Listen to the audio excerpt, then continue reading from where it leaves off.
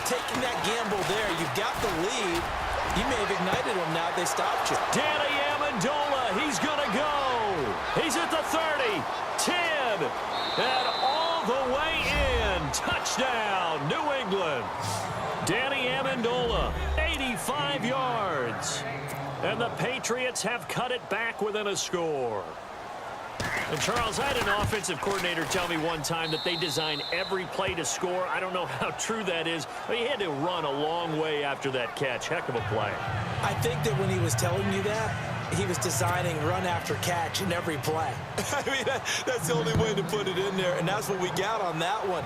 Nice catch, and even better run for big yardage. This is taken at the 3. And a nice job there as he gets this one up just shy of the 35-yard line at the 34.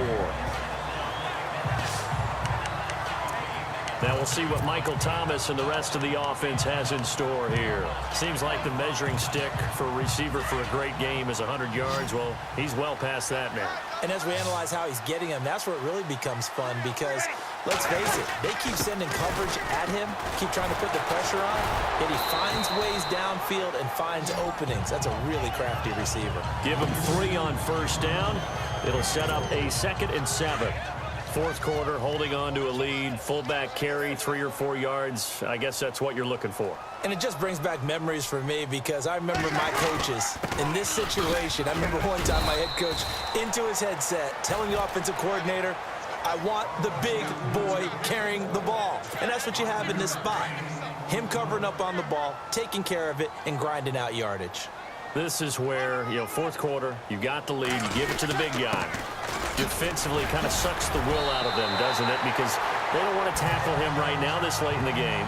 Well, you say that with accusatory tones. I mean, but you're exactly right. I know it's not something we actually want to talk about, but as a defender, 4 quarters worth of trying to bring people down, 4 quarters worth of pounding, and now late in the game, here comes that big guy coming at you, and a lot of guys are wondering whether they want to come up and make that tackle at this stage of the game. And he might have got this across midfield, not by much. They'll mark it down at the 49.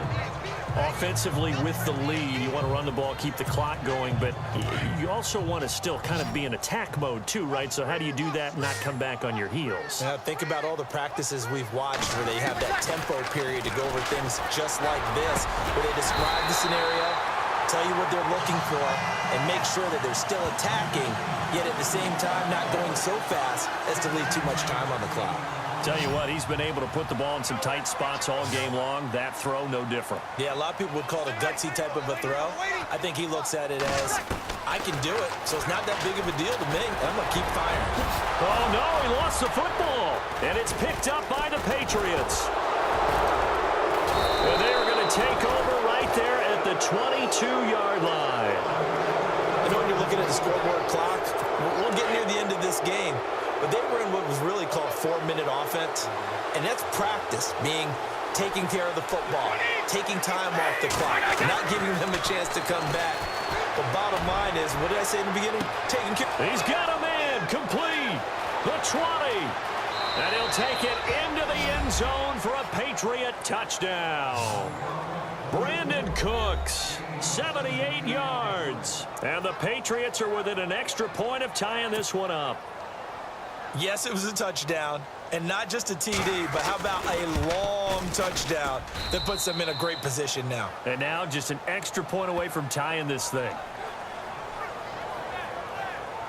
And they're able to get the connection on the long touchdown pass, and that's one of the easiest drive summaries you'll ever see. One play, touchdown.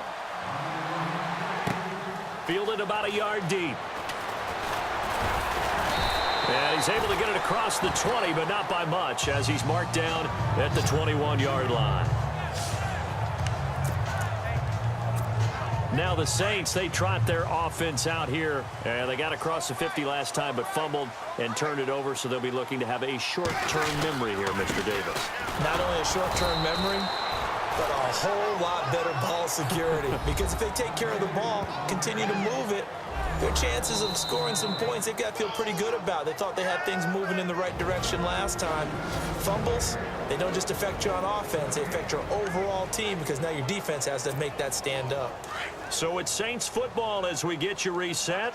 And let's see what they've come up with offensively after having time to talk it over. Breeze to throw on second down.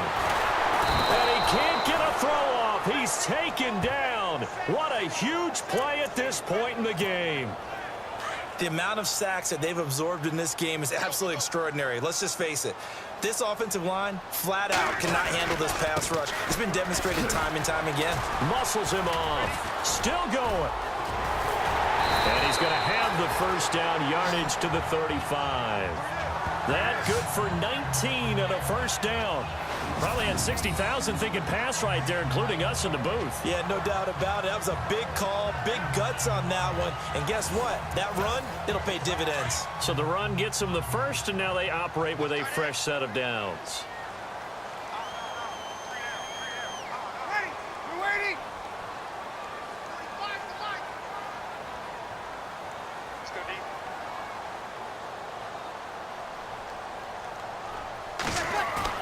Back to throw, Breeze. And he can't get a throw away. He's taken down.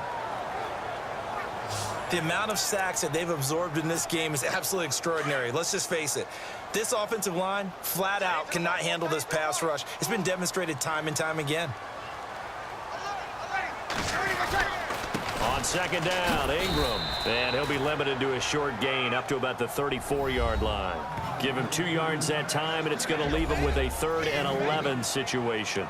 Well, that sets up a big third down. Now the decision has to be, do you run it here and play for OT, or do you go ahead and press it downfield? Now Breeze. A bullet throw, but incomplete.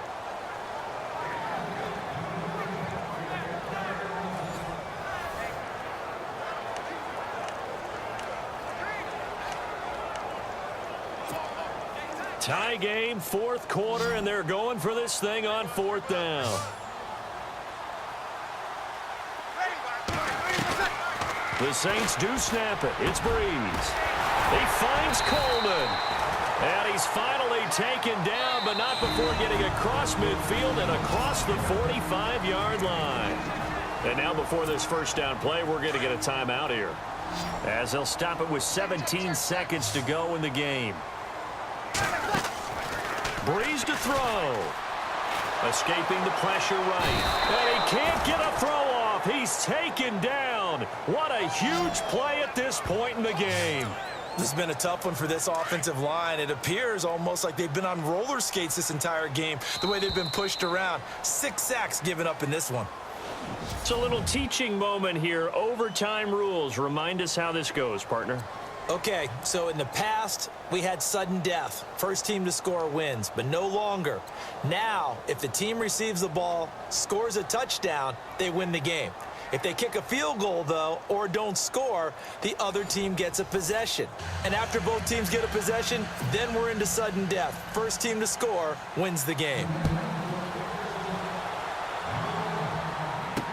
That's fielded in the end zone. And now running right through it. And all that worked, but he stopped where he ultimately would have been, and he's simply taken a knee, and that's the 25-yard line. Out is the Saints offense now as they get ready to take over here. They control their own destiny here. They have the football in overtime. Obviously, a touchdown would win it. And I think teams around the league are still adjusting to the idea of going downfield, scoring a touchdown wins the game, because they were used to just going downfield and trying to get in field goal range to win a game. Still having to make that transition. Let's face it now, the ones who are doing it best know they need to go down, attack, put the ball in the end zone, and not leave it up to a field goal and give the other team a chance. As we said, they control their own destiny now. And the hit jarred it loose. It's incomplete. 2 straight incompletions. Now the pressure's really on. Last thing you want here to start overtime, a 3 and out. And I know that a few years ago when they changed the rules about overtime, it may have changed a little bit about how you go about things. But bottom line is, when you have the football, you never want to give it up. You want to make sure you get points on the board at a minimum and put pressure on the other team. This is a huge third down call coming up. Call it a gain of 5. 4th down now. The temptation to go for it probably there. Always is, especially in overtime. Got to punt it, though. I think you're right. I think that you absolutely have to punt it away and trust your defense, especially play a little field position here. But you're so right about the temptation. Another way to satisfy that, though, line up in punt formation and fake it. That's another way to get it done. So a big move here, playing to win in overtime. They're going to go for it on 4th down. They're running. Ingram. And boy, is he close. Did he get there? No, they're going to say he's short of the line to gain. Mark Ingram unable to get past the marker. And the Patriots take over, and they're going to have terrific field position. First throw of overtime for Brady. And he's taken down here by the Saints. Cameron Jordan in there to sack him for a loss of 6.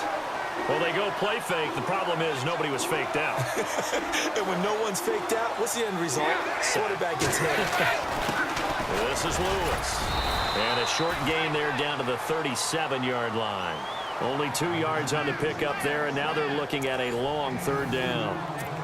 Well, if the coaching staff's doing a good job upstairs, they'll file away what they just saw from the defense right there. They sold out to stop that running play. I'd say keep that in mind. They want to try that again, go play action, hit them over the top. Now Brady. Oh, he can't get away, and Brady will go down. Craig Robertson in there to drop him for a loss of 10, and it'll be 4th and long. The amount of sacks that they've absorbed in this game is absolutely extraordinary. Let's just face it. This offensive line, flat out, cannot handle this pass rush. It's been demonstrated time and time again. And this will be out of bounds at the what here? The 12-yard line.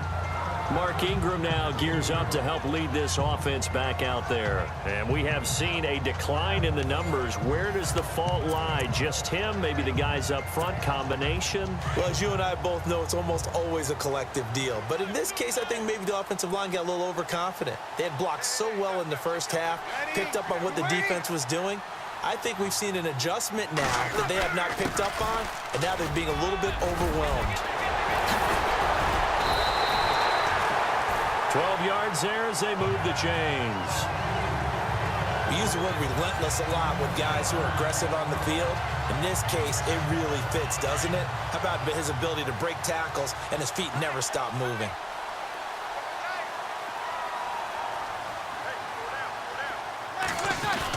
Ingram again, a first down carry. And they're able to get this one across the 35. That one goes for 13 yards, and it moves the sticks. That's another nice run, and I have to tell you, some of the coaches that I played for, their philosophies were always different when they see a guy running the ball well. Some of them wanted to immediately go to play action and throw it now because it's wide open. While other coaches said, you know something? Until they stop him, that big boy's going to keep getting the football. And that might be the direction that they're going to go right now.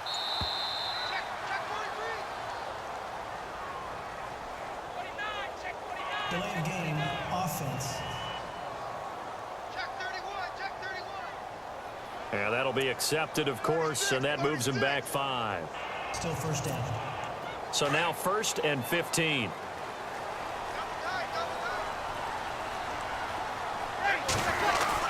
After the penalty, it's Ingram. Able to push his way through. And some room to roam now. There goes Mark Ingram. 20. And finally, he's taken down at the 18.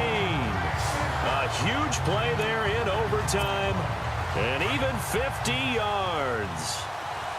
Nothing fancy there. A little smash-mouth football right up the gut on the dive, and it turns into a huge play. You talk about the fastest way to the secondary. Right up the gut as you... And he's into the end zone for the touchdown and the game winner in OT.